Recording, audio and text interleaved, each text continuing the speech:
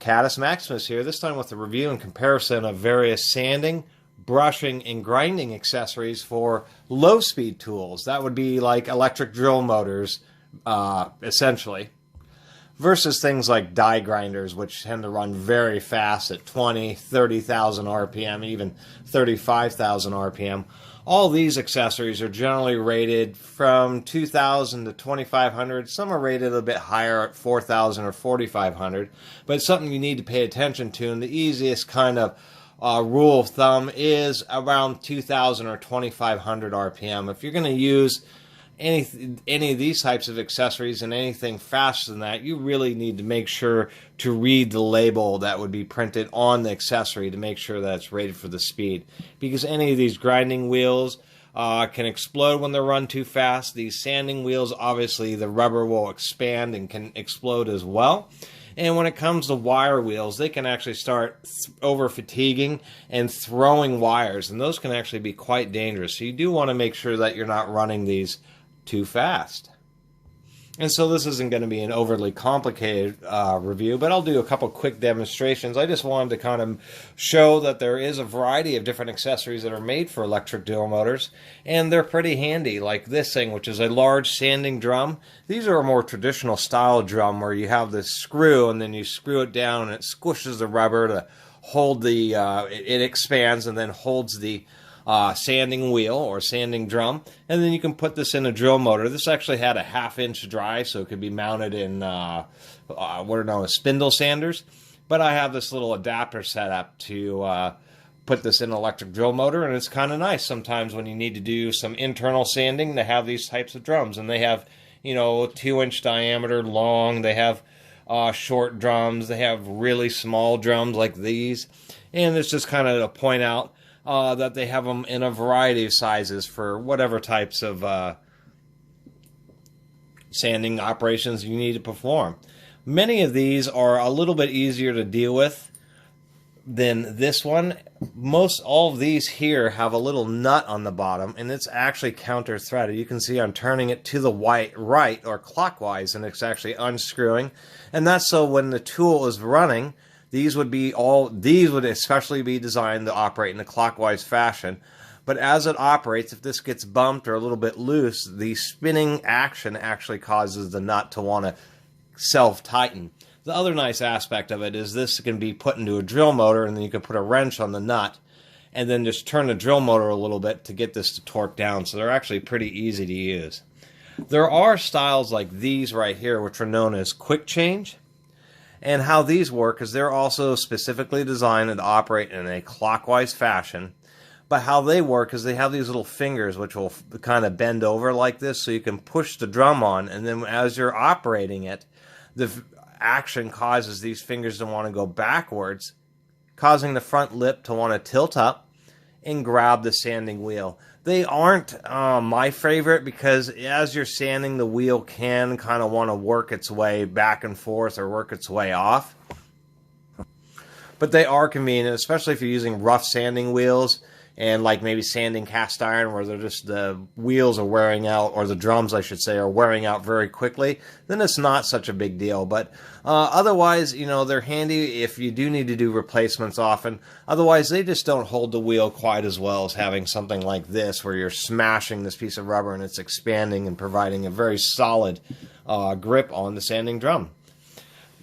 We'll talk about these things, which have been sold for a long time, decades. This is a plastic one, and we can see here that's rated at, it's surprising that they have a minimum recommended speed, which is a little bit odd, but maximum speed, 2,500 RPM. They have these arrows for what direction, and these are kind of sold as, I don't know what the best way to describe it, paint removal brushes. They also remove rust and that type of stuff, and that's all they are. Is they're just a big wheel with these little fingers, spring-loaded fingers, and they just kind of whip across and blade the surface. I'll do a quick demonstration, a little test of these. This is a thick wire, kind of wide version. Here's the version I actually like better just because it's all metal. I even have a part number on this here, model 19-142, Nilo Industries out of Westport, Connecticut. Another American-made unit. I do like this one because it's a bit more solid. Those are actually just huge roll pins. So technically this could be rebuilt, but you would need to use some spacers to be able to knock it apart and put it back together. But I just really like the way it was built. Versus a ABS plastic one. This one's pretty durable. Also, this one has thin wires, where this one has really thick wires. So there is a variety of different styles here. Then we have our variety of wire wheels, and so we've seen these in both for angle grinders that are higher speed, and then there's just a bunch of drill motor versions, and I find that I use these the most. And I just wanted to show that, you know, there's a variety of those. There's, you know, standard ones like this, which there are ones like this. This is is actually not particularly worn. This just has heavy-duty stainless steel wires, and they're very dense. So this is a very rigid type of brush that works very well for paint removal, rust removal, that kind of thing. Even light deburring applications on softer, non-ferrous metals. A wire wheel like this works quite well. We, of course, have our normal cup wheels, which actually seem to be the ones that throw the wires the worst when you're using them in too high a speed of tool, because they all kind of flare out, get bent over, and then as you're actually brushing with it, they just seem to fatigue in seconds. And then those little wires, they'll stick in you if they throw on a high-speed tool. That's why I keep talking about, talking about making sure you don't overspeed these, because you can get hurt. This is designed for larger die grinders. It's rated for 20,000 RPM, but I only have the large, you know, half horsepower or, you know, 6 amp plus die grinders actually run that slow. Most die grinders run at 25, 30,000 RPM. So I just reserve this for drill use. That way I'm not worried about throwing it. But these are stainless steel knotted, and that's what it is they have bundles of wire, and they're actually hollow inside. They put them around a little rod when they're manufacturing them, twist all these wires together, and then put them in these bundles so they have a lot more rigidity. This type of tool is very aggressive. If you use this, say, on aluminum, you'll actually grind away the aluminum using this wire brush. But as far as removing rust or old paint or any kind of grit that's maybe built up around bolts and fasteners, there's nothing like this. I mean, this will remove anything but the steel that's there. Really an excellent type of brush. Never to be used on an aluminum cylinder head, and generally not even recommended to be used on any kind of gasket mating surface just because of how aggressive it is. But in many other situations where you have thick rust scale, it's amazing how well this will just dig through it. But there are other options for rust. We have like this drill motor based. This is kind of an odd grinding wheel. It's rated for 7,000 RPM. But this is just, as you can see, just an incredibly coarse grinding wheel. Maybe 50 grit or even as low as 36 grit. But that's exactly what this is designed for, is heavy removal in a large grinding wheel for your drill motor. We have these type of brushes, which are designed also for a variety of things. It's sandpaper, but what you have is a really porous, this kind of jumble of fibers. You can even see light kind of getting through various portions of that. So it has a really open matrix, so it doesn't want to get clogged up. And then they dip it in what is essentially sandpaper with the, you know, the grit mixed with epoxy, the same type of stuff that's on sandpaper. But instead it's put in this really coarse weave. It's like a sponge or just a, you know, or just an unbelievably coarse kind of filter material, and then they dip it, and so all the fibers in this are actually coated with sandpaper, essentially. And these do work pretty well, and they are quite resistant to getting clogged up. One thing to note is they do wear out pretty fast. 3M makes some really nice ones, but man, they wear out fast, and are they expensive. And then there are grinding wheel accessories such as these right here. And this allows you to actually replace the wheels. Oh, I did forget to mention these brass ones. They do make some of these wire brushes where you can just replace the wheels. And I always thought that was a good idea, but you hardly ever see that. Some of these other grinding wheels I have, this may actually be for a die grinder, but I've never used it for that because it's such a large diameter. But this is very flat and very smooth, so I kind of use that for finishing. But there are odd grinding wheels. This is one that's designed for sharpening blades, you know, like hedge trimmers and limb cutters, just kind of basic stuff like this. You wouldn't sharpen your kitchen knives with something like this. But that's what it's for, and these two stones are actually spring-loaded together. So you put the blade down there and grind, and they kind of automatically self-adjust. Anyway, let's do a quick test of one of these and see how well it removes paint. Let's see here. We got a drill motor here. We'll use this DeWalt.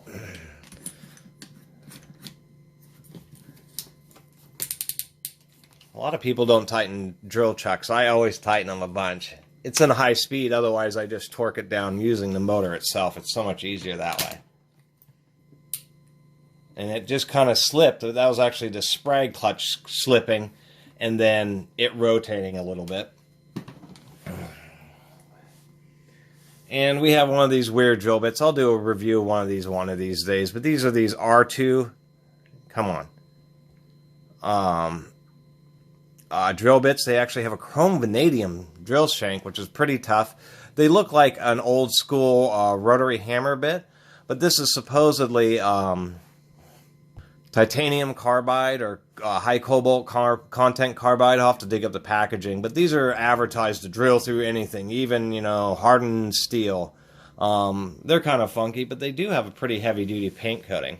So we'll use one of these wire brushes and see how well this actually works. Whoop.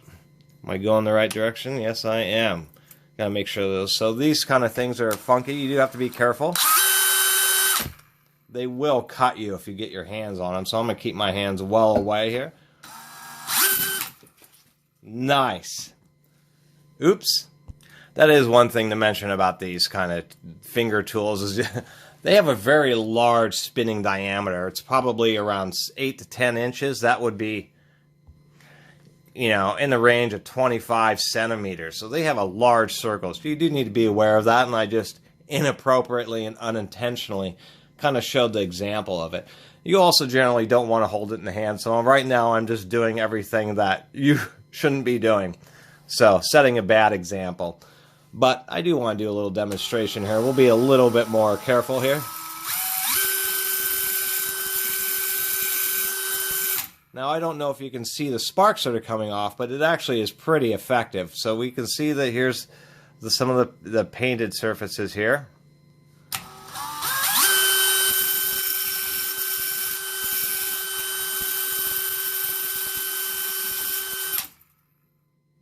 A little bit more there.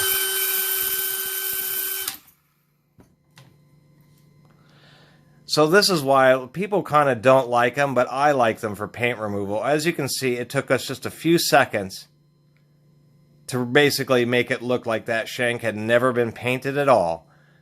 Much easier than using a wire brush. Super duper fast when you have to remove some materials like paint or coarse rust. Those brushes just blow it away. I mean, it's pretty unbelievable just how effective they are. Super duper fast tools, and they're kind of they're not as much of a gimmick as people thought they were. And then I'm going to do a little demonstration of this sanding pad here. Actually, there's not a big reason to do that. I'm going to do one of the wire brush wheel just to compare these kind of finger brushes versus a standard wire brush wheel. And it'll be a lot safer to use too.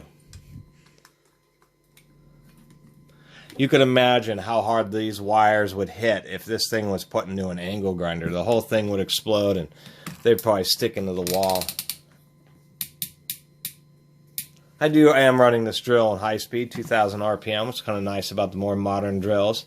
So we'll just use a wire brush.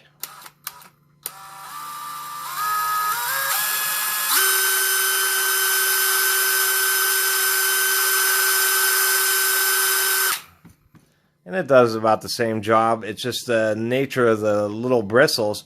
They don't have a very large contact patch. These fingers have a pretty large contact patch, and that's why they remove so much material so quickly. And yes, you know, for all the claims of this R2 drill bit, they just paint them. They don't actually, it's not an industrial carburized finish. Anyway, that was just a couple of quick little demonstrations there, just to show kind of how, primarily how well these type of things work, and then some of the other accessories that you can use.